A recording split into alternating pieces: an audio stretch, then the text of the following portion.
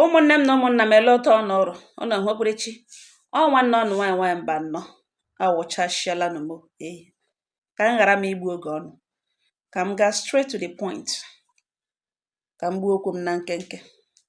Anụ m otu nwanne anyị nwaanyị akpọ m na fon sị m nwaanyị mba nnọọ m zaa ya sị m were akụkọ na gbotere ya ụmụnne na obi agbawale na ọgbawale na ihere na o megbuole n'ọnụma na o sugbuole n'ụwa chigbuole na ndị iro ya chigbuole. Ụmụnne m nwaanyị bege gbuo gele m si ya nne m ogene eju ha ese ana m ele onye bega akwa ana m ege onye bega akwa mgbe ị na-adịbere dị ikwesị ịbịa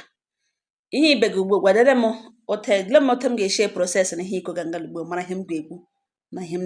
na-ega agwa akwa ịbịara ka ịkọsara m and ịbịa ha ikoro m iji ya no here to entertain me ịbịara ka ịkọsara m ka anyị tinye okwu ọnụ elee ka i wekwere na akwa bute ụzọ ebe wole ibetela ọnụ mgbe emega ikpeachi m. Ụmụnne m ya nọtụ obere after some time ya akpọghachi m wee gaa n'ihu kọwara m ije ụwa ya na die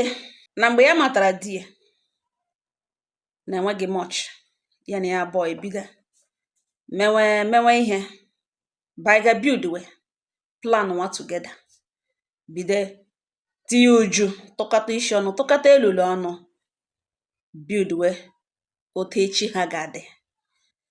na ruo mgbe ya bịara mee di introduce to family step brother ya na ero na mma kpowe ya si na ya ewerela anya nwoke ji mara ibe ya lee nwoke na ọ bịara mee introduce ebe a na this man dịka ọ dịgacha okwega ya ihe ahụ ga ya like ya si ya hapụ wawa diọkpara nneke ya agwa na ya like nwoke ya sa hapụ nakwa onye na-emega ihe na ya like agwa ya dị ihe ahụ ga-awụ ihe ya ahụ ka mama ya agwa ya si that na onye nọba this man na ọ na-atụgharị obi ya na ya ahụ ga-ahụ na ụzọ na ebe onye anọ ya jụọ mmesele ihe o ji kwuo taa mma ya agwa ya si ya nụ mgbe nna ya jụga ya ajụjụ mgbe ha na-akparị na enwere ihe o kwuru mgbe okwu nkata na-ebido mana leta mpa ya jụrụ repeat that question na ihe ọ sara mgbe ahụ awụ ihe ọ sara ugbo na onye a na ọ dịghị consistent ya elecha ya nwe ihe ya kpọrọ ya sa hapụ ka oke ajụjụ na ya gwa mmesi ya na di ya na-ajụ ka kemgbe ụwa ha ma ajụ n'otu a ka o mere ha lụọ ọ ya ka ha lụọkwara lụcha ya mụọra di ya ụmụ atọ n'ime ụmụ atọ ahụ during the process of ịmụ ụmụ atọ na ya obibi ya na ya abụọ ya ahụ ihe a niile nne ya na nna ya ma ụmụnne ma step brother ya hụtara n'ime onye a ya na-ahụtaghị mgbe ahụ n'eziokwu anọ ya nọ na ọsị m guzoro gbawa ihe o kwuru na ụkọta awụ ihe ọ na-ekwu n'iyi ya bịa hụwazie true color ya mana nke a ihe ndị a niile wụ habit ka na-enwe onye wụ saint na ka ewe ebe ọ manyere ya o shi dị njọ ka ya onwe nwekwara ebe ya shiri nwee regọm o ruo otu ụbọchị ọ kpọọ ya that na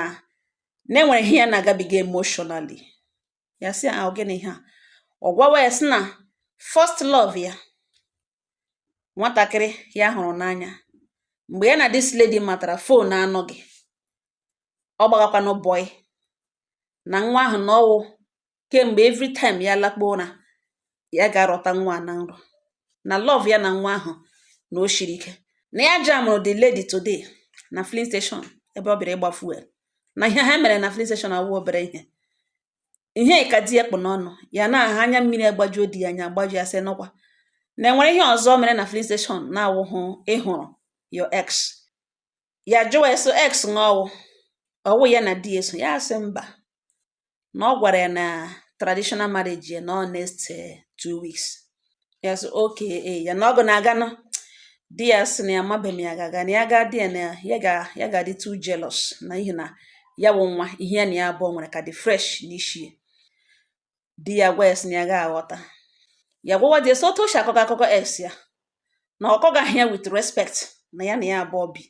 as di na nwunye na ọ na-akọ ya ka ọ hụ opportunity ọ ga-agaghachi back di ya gwawa ya sị ya hụ opportunity ya na-agaghachikwa back na ya hụ opportunity na ya ga-agaghachi back ya gwa ya sị ngwa conversation agwụla na ọ baghị uru ịbịa gwawe ya ebile ga mekọrọ kere ụrị na nwaanyị mba nnọọ mza from that day agwa di ya gbanwee. Mgbe ụfọdụ ọ pụọ ọ lọta mgbe ọ sọrọ every time excuse ọ ga-eji hie outside, every time excuse ọ ga-eji hie outside, ọ lọta ọ lakpuru kọọlụ ya mgbe ụfọdụ ọ na-akwụkwọgharị fon ya gwụkwa na onye na-aga na fon ya send ya enweghị time ahụ. Nwaanyị mba nnọọ ya wee busy business woman, ya mekọrọ business ya anaghị checkmate mmadụ, ya believe na onye ya na-emeghị ihe n'ọwa adult fesiri ụmụ ya. Ọ ya ka tebụl gbanwere ihe a ya na-akọrọ m mgbe emene nearly 3 years ọ kọrọ akụkọ ya hụkwa nna gwa ya gbanwere since ahụ. N'ọnwa ọhụrụ na ugbo ene ka ya chọpụtara na di that lady jidere di ya na nwunye ya. Aha akụrụ akụkọ korute na nwa ex ya mụrụ di ya wụrụ na ọwụhụ di that lady nwa mụrụ di na ọwụ di ya nwe nwa. Na taa na-akọrọ m ugbo na di nwata nwaanyị ahụ edivorce ole na ha nọ ha gbaga war edivorce ole na di ya galaga rent ara that lady ụlọ. The lady be there with nwa ya with full chest ya. Mgbe ya confrontụrụ di ya sị na kwa ya agwala ya ije ya na that lady. Otom na ya ha opportunity na ya ga-agaghachi back to that girl. Na kwa ya gwara ije ya na that girl. Nọ naanị communication ka ha lose. Na enwe ihe sere ha na ya na-agwa ya na this girl no first love ya. Di ya rent arala nwata nwaanyị ahụ ụlọ with nwa okpo. Di ya kwenu divorce ole n'ihi na o gidere ya na nwoke ọzọ egidere ya na onye dike ya. Na ugbu a na di ya na-agwa ya that lady nwa ahụ that lady kpọ na ọwụ nwa ya, na ya gakwana hapụ nwa ya ka nwaanyị ọzọ bịara ezie ya. Nọtọ ọnụ ngụ ugbo ji aka na-erezigo nwoke with his support ha tụkọta aka dịka nne na nna na-azụ gị na ọ wụta ya na ake ha chọrọ isi tụkọta aka zụwa nwa ha na ọ mụrụ n'ihi na nwa ahụ bụ nwa ya. Ebe dị ma na gala DNA test ọwụhụ nwa ya na nwatakịrị na oyi kwere na ya chọpụtala na ụdị ya chọrọ iji chọpụta na ọbara ya na ya abụọ makoro ya na ọ na-eme ka ya ghọta na ya na that lady dị aware na ọha nwa ya dị nwa. Na ugbu a na ihe ti ekwugewu na ya chọrọ ịga lụbata that one as second wife. Ya sị di na nsogbu adịghị, no problem at all. Na ọ chọ ịga lụbata ka ahụ as second wife na ọ dị free, mana ihe anaghị emewu ịnọ na this marriage na ebe onye ka ahụ wụ first love ya. Ọja mụọ na fleet station gbawa nwoke ibe ya aka nara ya nwunye tọrọ ya n'ime, atụpụtara ya na ya atụtụrụ mission ya na that marriage nwoke ibe ya na o mere ya achieve chọzi ịbịa kpekwutere ya na ka ya hapụ ịnọ nga one day ihe ya na-ama mmadụ eme nga ọ na-eme ka o mewa ya obi ha bịa nga gbagbuchie ya na ụmụ ya. Na ya ga-akpọrọ ụmụ ya chọrọ ebe ya kpọ ha gacha na ya na that lady menwezie na o prepare his mind na ya chọrọ divorce na o divorce ya ka ya kpọrọ ụmụ ya gawara onwe na ya na that one mụrụzie gawa. Secondly, n'ụlọ n'ugbo ha bi na ya na ọya nwa zụrụ dị ala dị na ọya nwa rụrụ dị ụlọ. Na ya biko na ọ bụrụ na ọ chọrọ ịbalance elekwa ego ole ya zụrụ ala na onye ya exactly ego a ya ejiri zụọ 2 plots of land a ya zụrụ. Mgbe ya zụrụ ala na nọ na site ihe ya zụrụ ya each plot wụ 15 million, each plot 15 million na ọhịa ya zụrụ ya na ọ balance ya ego ya wụ 30 million naira nwezi ike nwere m ụlọ n'ala. No second condition ya nyere na ọ sịkwa na mba na ọ gaghị awụ otu ahụ, na ọ sị mba na ọ gaghị awụ otu ahụ na ihe ọ kpọgaziwo legal action and ya ga-eteki ya and erute court ya ga-press custody ụmụ ya ọ ga-anatali ya na o chefukwule na nwanne nwoke wee lawyer and ọ gbara senior advocate na ya chọhụ ka ọ ha before mmadụ asị na emeghị intimidate ugbu a na intimidation abatabekwa na ihe na enyi ya gwara ya no condition and the only thing ya nwere ikwu nyere m gbaghara m anọ n'ime ya chọdụghị ya chọ m otu na ya achọghị akụkọ na-eso akụkọ ya chọọ mkpọtụ ya chọghị noise na di ya na-agwazi ya na ya na ya bụ abịala long way na ya agaghị eme na ya ga-anọ n'ụlọ nụnụnụ na ka abụọ abịaje hụ ụkwụ ya ga-akọrọsịta ebe a na ya ga-anọ na the other house na ya ga-ahụ maka their shelter, ya ga-ahụ ihe niile na ya enweghị ike ịdivorce ya na ya abụọ abịala a long way.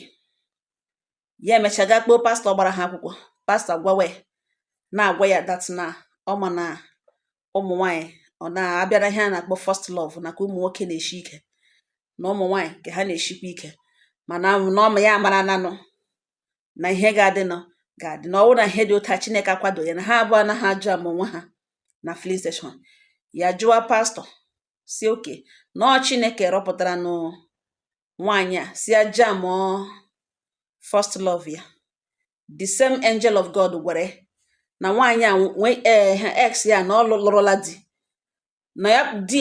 kpọrọ nwaanyị nọ na di ga-atọ ya ime na ihe a niile ọ na-achọ igwe na aka Chukwu dị ya. Pastọ agwawa ya sị na ọwụ na ote Chukwu shiri dee ya kama edere na ha abụọ will meet again. The other decision na ọ dịra ha mmadụ abụọ na ihe ya chọrọ ịgwa ya wụ na di ya hụkwara ya n'anya na ya hapụla di ya na ya na ịga ebe the main house, the main big house na ọ ya na family ya na ebe ahụ na di ya so ga-erentịrị ndị nke ụlọ na ya nyatụkwunu the situation a chance. Na ụmụnne m ebe a ka okwu nọ ugbu a, ọ sị m judela ọnụ gị wụrụ nwaanyị ibe ya na ole ihe ị ga-eme na ihe a na-achọghị wụ na enwe information ya na-enweta na di that lady not the bad na di that lady ọwụ an easy person na ọ dị njọ na ụdị nke ya mana mgbe ụfọdụ ịchọ ime mmadụ ihe ị gaghị eme ya onye ahụ, ị ga-ega ime ya onye related to that person ka ime ya ka obi gbawa ya ka mmadụ hapụ ịbịa ya na-agaje n'ụzọ somebody ekuru ya ga-awakpe ọ ga-eme ya ihe ọjọọ n'ihi gịnị ebe a na-achụ di ya. Biko ọ sị m jụọ unu na ọ wụrụ nwa ole ihe isi ya mee. Ụmụnne m okwu ekwule kwucha na m jụ unu ọ wụrụ gị ole ihe isi ya mee na ịwụrụ nwoke nọ nga ya wụrụ nwanne gị nwaanyị ole advice ị ga-enye na anọ na-ekwukwa ekwe n'elu ya kwa dile dịrịkwa ime na ọ dị ime ọmụmụ gbo nwa ke ya na di ya mụ and ote dị mata shagaga ọkwa di enwekwe ka ahụ o bu n'afọ.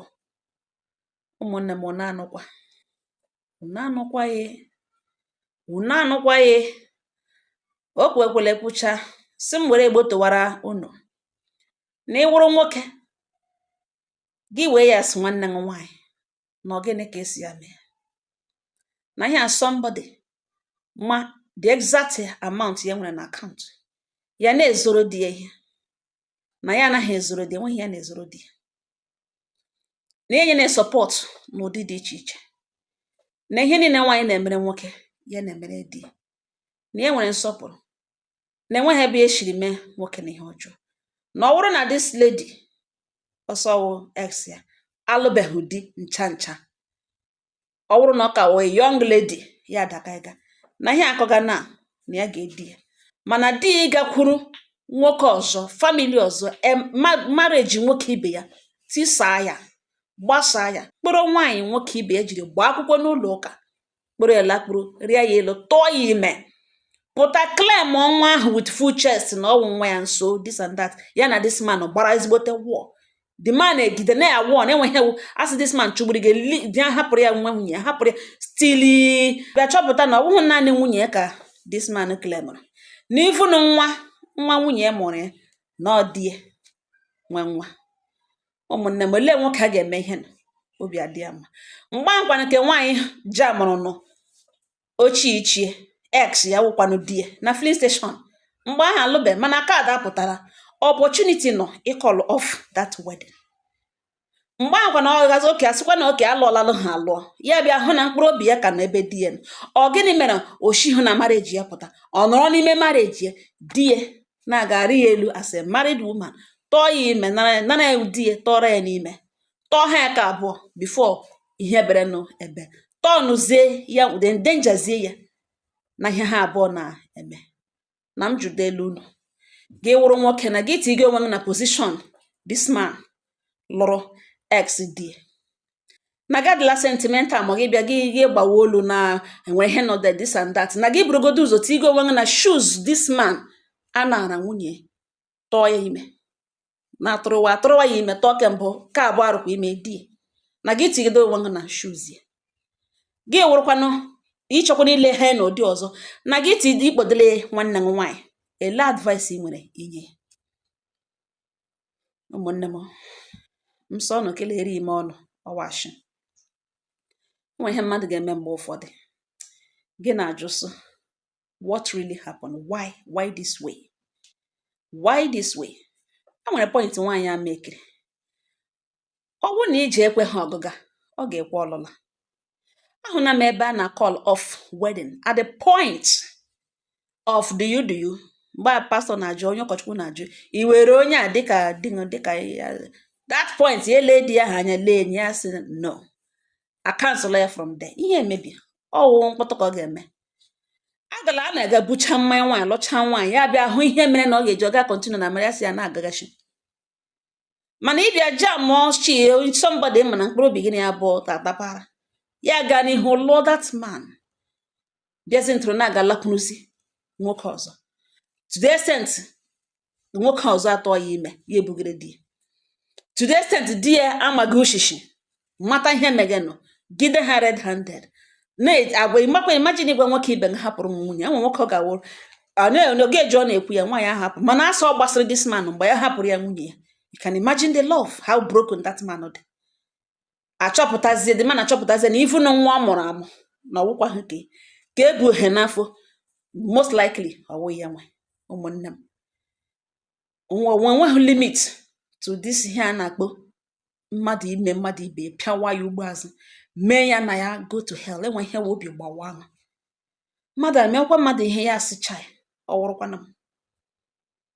onye ahụ ma ọ na ọsọ m jụrụ biko na ihe nyere ka die condition ya nyere ya agaghị anọ that house na ihe anọ big house 2 plots of land even though na ya tiri di aka mgbe a na-arụ dị ụlọ na wee ego ahụ ka ya bịara iklem na ihe ya bịara iwewu 2 plots of land ahụ ya zụrụ na site 15 million naira na di nwere ala ebe ndị ọzọ ya onwe nwekwa mana ka ahụ na ọ nọ na site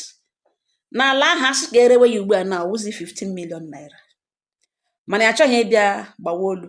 na onye ya 30 million naira ego ya ji zụọ ala ahụ ka 1